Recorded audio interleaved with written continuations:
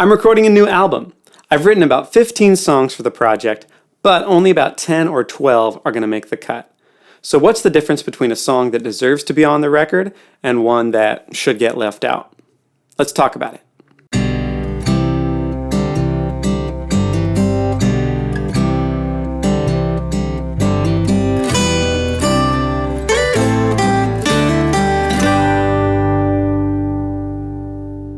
Welcome to Blueprint Sounds. My name is Nathan Smith. Thanks for joining me. Today we're going to talk about recording an original album and picking and choosing your songs to make the best album you possibly can. Specifically, we're going to contrast two different songs, and I'm going to show you the difference between the almost there song, but that's not going to make the album, and the song that deserves to be on the album. But before we do, I'd like to give you something. If you go to my website, blueprintsounds.com, you can get access to my free PDF, 25 chart-topping arrangement tricks that work. If you're a worship team or a worship leader and you have a song that's all right, but you want to take it up a notch, download this PDF and it gives you 25 great ideas about how you can make your song more interesting and keep people's interest throughout the song.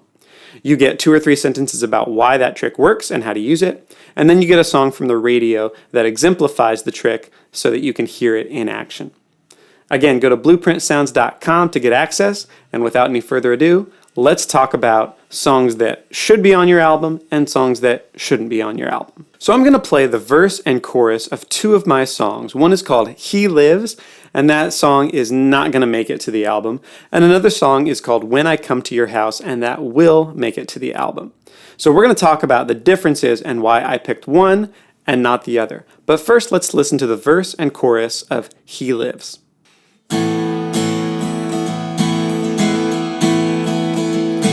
When our Savior bled and died for all our debts unpaid, God the Father raised him high above all other names. Curtain torn, we enter boldly, free to bring him praise. Now we have this joy and gladness day by day by day. For he lives to intercede for us before the Father. So I live ever a witness of his glorious love. All right, now let's listen to the verse and chorus of When I Come to Your House.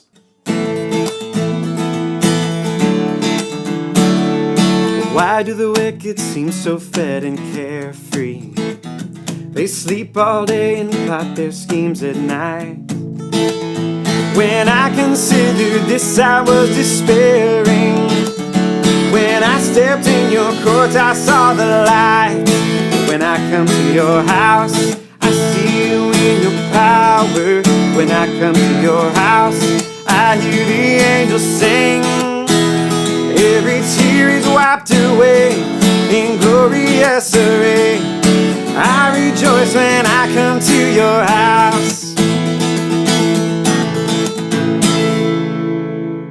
So before I jump into the minutia of why one works and why one doesn't, you can kind of feel that one has it and one doesn't have it. You know, they're close, but there are some differences. So the first problem with He Lives is that the melody is simply too jumpy. I remember when I was writing the melody for the verse that I was kind of enthralled with the chord progression and the beat and the syncopation that I had in my head for what the melody should be. And it made the melody too jumpy. It was too high and low and high and low and high and low. And it took me a while to practice it enough to sing it. Well, the problem is that it wasn't singable for my audience. And so I found that when I would play it for my church, that invariably I would only hear myself during the verse. You know, I would sing, everybody would listen, they would try and join in on the chorus, but really it was too jumpy of a melody to be useful. And I don't want my songs to simply be songs that people watch or that they admire. I want them to participate in them. I found that people did participate and participated almost immediately on When I Come to Your House. So that was a big red flag for me on He Lives, that maybe my song wasn't that singable, even though there were things that I liked about it. It's not about the musician. It's not about the songwriter liking his song. I mean, to some extent, I have to like it enough to play it for people. But the proof is whether or not people embrace the song. The second problem with He Lives is that it's just too wordy. So let me recite this first verse to you and I'll show you what the problem is. When our Savior bled and died for all our debts unpaid, God the Father raised him high above all other names. That's one sentence, one long run-on sentence. That's bad enough in writing where you could go back and reread something and struggle with the meaning of a text. That's awful in song because songs are coming at you in time. You get one chance to get people in their heart. You can't waste all that time having them think about it. It's sort of like driving down the road and seeing a highway sign. You know, it needs to be clear, it needs to be short, you need to get to the point quickly because people are coming past it at speed. Well, it's like that with a song. I was asking my listener to listen to the first part of it and hold all of that in their brain as I sang the rest of it, and then it was their job to put all of that together and figure out what I was meaning. Way too much work, not a good idea. Contrast that with the first verse of When I Come to Your House. Why do the wicked seem so fed and carefree? They sleep all day and plot their schemes at night. When I considered this, I was despairing. When I stepped in your courts, I saw the light. 4 sentences, right? We took our thoughts and we broke them down and made them manageable so that people could actually understand them in real time. That's why lyrically, When I Come to Your House is a better song than He Lives. I see songwriters make this mistake. It's sort of reactionary. They look at simplistic songs that they see that they think are theologically lax or they're not full of meaning. So they say, okay, I'm going to just pack as many words as I can into this song to make it really mean something. But the point is to give something to your audience that they can digest easily. So the simple solution is often the better solution, especially when it comes to your lyric. Now that's simple, not simplistic. There are simplistic songs that are they just don't have anything. They're just fluff. That's not what we're talking about.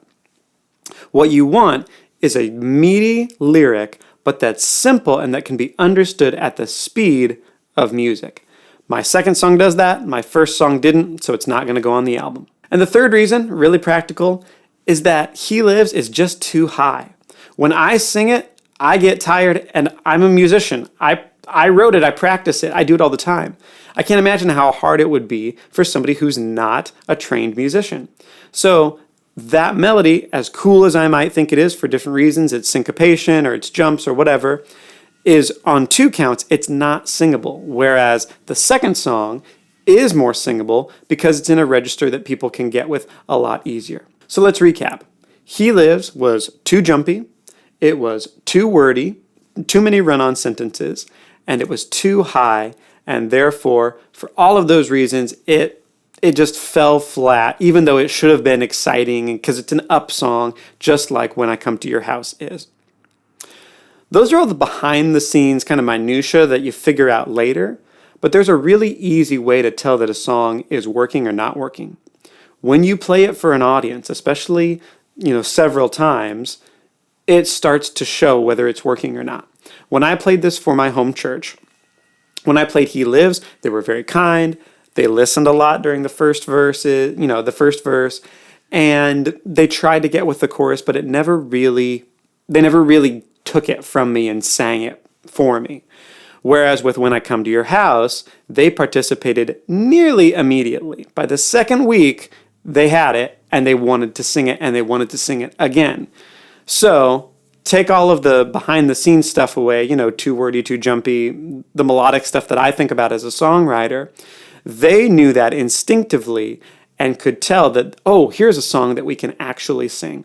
So that is your litmus test. That is your great standard for knowing whether your song works or whether it doesn't, is whether or not people embrace it. Now, songwriters, if that happens to you, if there's a song that isn't embraced by people, Don't try and justify yourself, and don't get discouraged. Don't say, well, the artist just is underappreciated in his own time.